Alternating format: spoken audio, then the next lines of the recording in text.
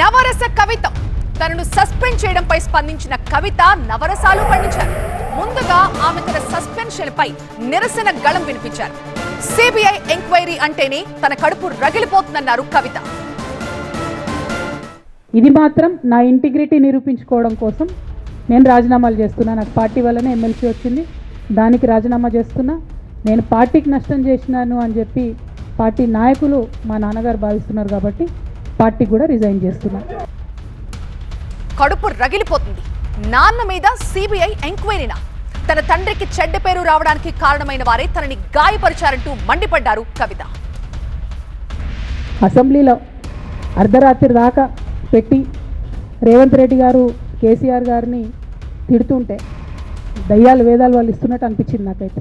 దానికి ఈయన హీరోలాగా ఎదుర్కొన్నాడు, ఈయన 6 అడుగుల బుల్లెట్ అని పార్టీ అంతా ట్వీట్ చేస్తే మరి 6 అడుగుల బుల్లెట్ ఎవరికి గాయం చేస్తుంది? ఎండ్ ఆఫ్ ద డే ఇవాళ అయితే నన్ను గాయపరిచింది, రేపు రామన్నను గాయపరుస్తారో కేసీఆర్ని గాయపరుస్తారో.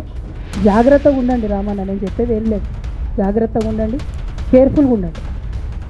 సంతోష్ రావు అనే వ్యక్తి కేసీఆర్ కు కేటీఆర్ కు చెడ్డ పేరు తెచ్చారంటూ ఆగ్రహాన్ని వ్యక్తం చేశారు కవిత. సంతోష్ రావు గారి గురించి 2 నిమిషాలు చెప్తాను. అంత పెద్ద సీనున్న మనిషి కాదు, కానీ కూరల ఉప్పు ఎట్లుంటుంది ఈయన అట్లా అన్నట్టు. ప్రతి దాంట్లో చెడగొట్టడానికి కొంచెం ఉండాలి కదా, అట్లాంటి వాడు. కాబట్టి చెప్పక తప్పదు ఈయన గురించి. చెప్పులో రాయి చెవులో జోరిగా అంటాం కదా, అట్లాంటి టైపు. కాబట్టి ఖచ్చితంగా చెప్పాలి. ఈయన ధనదాహం ఎట్లాంటిదంటే సంతోష్ రావు గారిది, రామన్న కాన్స్టిట్యున్సీ, కేటీఆర్ అన్న కాన్స్టిట్యున్సీ నేరెళ్లలో ఇసుకలారీ గుద్ది ఒక దళిత బిడ్డ చనిపోతాడు. సరే, దాని మీద పాపం అక్కడ ఆ రోజు అందరు యాజిటేషన్ చేస్తే ఈయన సంతాన అడ్వాంటేజ్ ఏంది, ఇక్కడ కూర్చుంటాడు కదా సార్ దగ్గర, సీఎంఓలకి వెళ్ళి ఫోన్ చేసి అక్కడ ఉన్న పోలీసు వాళ్ళందరినీ ఒత్తిడి పెట్టి 7 దళిత బిడ్డల్ని కొట్టినరండి. 3-4 సార్లు 3rd డిగ్రీ వేస్తే ఇలా 7 కుటుంబాలు కూడా వాళ్ళు ఎందుకు కూడా ఏ పని చేసుకోలేనటువంటి పరిస్థితులలో ఆ దళిత బిడ్డలు ఉన్నారు. అది మొత్తం రాజకీయంగా బ్లేమ్ అంతా రామన్న మీదకి వచ్చి, ధనదాహమేమో సంతన్నది, నేరం చేసిందేమో సంతన్న, వీడికెళ్ళి ఫోన్లు చేసి ఒత్తిడి చేసి కొట్టిపించిందేమో సంతన్న, చెడ్డపేరేమో రామన్న కోసం. ఈ ఎగ్జాంపుల్ చెప్పడం కోసమే నేను ఈయన గురించి చెప్తున్నా, వేరే ఏం లేదు. హరీష్ రావు, సంతోష్ రావులపై రేవంత్ రెడ్డి చర్యలు ఎందుకు తీసుకోవడం లేదంటూ రేవంత్ రెడ్డిపై తన ఆక్రోశాన్ని వెళ్ళగక్కారు కవిత. నేను రాసినటువంటి లెటర్ లీక్ అయిందని చెప్పి 100 రోజులైంది. ఆ సమస్య జరిగి 100 రోజులైంది.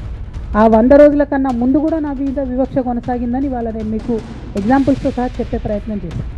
ఆ 100 రోజుల నుంచి జరుగుతున్నటువంటి పరిణామాలను కూడా మీ అందరి ముందు పెట్టింది. ఈ 100 రోజులలో పార్టీ ఎప్పుడు కూడా నన్ను ఎక్స్ప్లెనేషన్ అడగలేదు. నిన్న నన్ను సస్పెండ్ చేసే ముందు కూడా నన్ను ఎక్స్ప్లెనేషన్ అడగలేదు. ఇంకా చెప్పిన కదా, విచిత్రమైన విషాదం ఏంటంటే సడన్గా డిసిప్లినరీ కమిటీ పుట్టుకొచ్చింది. సడన్గా ఈయన రవీంద్రరావు అంటే ఆయన దాంట్లో సంతకం చేసిండు, ఆయననే సార్ని తిట్టిండు మళ్ళీ మొన్న ఎలక్షన్ ఓడిపోయినప్పుడు. సో ఈ అన్నీ చూసి నాకేమనిపిస్తుందంటే చాలా ఒత్తిడిలో చాలా ప్రెషర్ పెట్టి సార్తో చేపించారని నేను అనుకుంటున్నాను.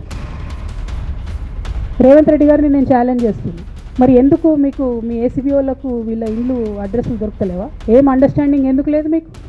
లేకపోతే మీరు చర్యలు ఎందుకు తీసుకుంటలేరని నేను సూటిగా రేవంత్ రెడ్డి గారిని ప్రశ్నిస్తున్నాను. ఇక తర్వాత వారు ఏం చేస్తారన్నది నాకు సంబంధం లేదు. తనని సస్పెండ్ చేశారు, ఓకే, కానీ ఆ ఇద్దరి వల్ల పార్టీ భవిష్యత్తు ఏమవుతుందన్న ఆందోళన తనని వెంటాడుతోంది అంటున్నారు కవిత. ఏం కాంట్రిబ్యూషన్ లేదన్నది, ఓన్లీ హరీష్ అన్నది సంతన్నదే ఉన్నదా కాంట్రిబ్యూషన్? వీళ్ళు మేకవన్నే పులులు నాన్న, వీళ్ళు మీ ముంగట నటిస్తారు అంతే. బయట వాళ్ళ నిజస్వరూపం వేరేలాగా ఉంటుంది. యాజ్ అ డాటర్గా రిక్వెస్ట్ చేస్తున్నా, ఒకసారి ఆలోచన చేయండి వాళ్ళ గురించి. నాకేమవుతుంది, నన్ను పార్టీలోకి వెళ్ళి సస్పెండ్ చేసి నో ప్రాబ్లం, కానీ వాళ్ళని పార్టీలో ఉంచుకుంటే పార్టీ ఎట్లుంటుంది అన్నది మీరు ఆలోచన చేసుకోండి. బీఆర్ఎస్ పార్టీ అంటే తనకు అమితమైన ప్రేమ అన్నారు కవిత. పార్టీపై తన ప్రేమని ఎవ్వరూ చంపలేరన్నారు. కంప్యూటర్లో హార్డ్వేర్ ఉంటుందో అది బీఆర్ఎస్ పార్టీ, సాఫ్ట్వేర్ తెలంగాణ జాగృతి. శరీరం బీఆర్ఎస్ పార్టీ అయితే ఆత్మ జాగృతిగా పనిచేసినాం, తెలంగాణ ఆత్మగా పనిచేసినాం. మేము తెలంగాణ ఆత్మగౌరవం కోసం పనిచేసినాం. తెలంగాణ ఆత్మగౌరవ ప్రతీకలైనటువంటి బతుకమ్మ బోనాలను నిలబెట్టడం కోసం పనిచేసినాం. ఆ కాంట్రిబ్యూషన్ ఏం లేదా? నేనేం చేయలేదా పార్టీకి? ఏదైనా భరిస్తారు, కానీ అమ్మతో మాట్లాడకుండా ఉండలేను అన్నారు కవిత. రాజకీయాలు వేరు, అనుబంధాలు వేరు అన్నారు. అమ్మతోని మాట్లాడకుండా ఎవరైనా ఉంటారా? First of all. Second of all, ఈ మొత్తం పరిణామంలో కూడా మా మదర్కి దూరంగా ఉండాల్సి రావడమే బాధాకరం. ఇంతకు మించి బాధ ఇంకోటి లేదు. పొలిటికల్ పొజిషన్స్ వస్తాయి పోతాయి, ఇవి వేస్ట్. ఇవి అమ్మలేని లోటు ఎవరు కూడా తీర్చలేరు. ఆ ఒక్క బాధ తప్ప ఇంకేం లేదు. ఇక జరుగుతున్న పరిణామాలపై పార్టీ రియలైజ్ అవుతుందన్న ఆశాభావం వ్యక్తం చేశారు కవిత. Our family, me, myself and my brother and my father, they do not want us to be united. And unfortunately, I believe they are filling my brother's ears and my father's ears. And I believe that they have succumbed to that malign campaign that has happened against me. And I hope they will soon realize that I am not the one who is hurting the party. Jai Telangana!